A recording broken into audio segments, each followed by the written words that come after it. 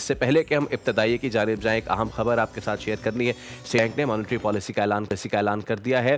State bank का शरह सूद 12% पर बरकरार रखने का फैसला। स्टेट बैंक ने की है मॉनेटरी पॉलिसी का ऐलान और स्टेट बैंक ने शरह सूद 12% पर बरकरार रखने का फैसला किया। कफील अहमद हमारे नुमाइंदा हमारे साथ मौजूद है। जी कफील, आगाह कीजिए। देखिए, फसल शरह सूद में जो है स्टेट बैंक ऑफ पाकिस्तान ने उसका 12% पर जो है वो बरकरार रखा है।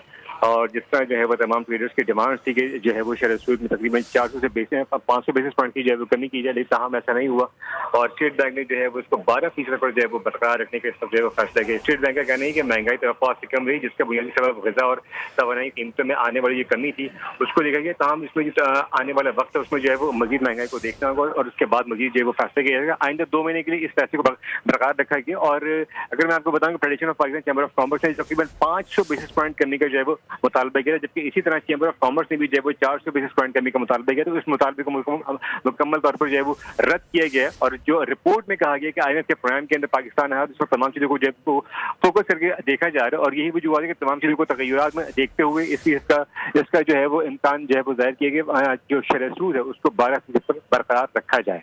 ठीक है कफील, आप हमें आगाह कर रहे थे, बहुत शुक्रिया आपका।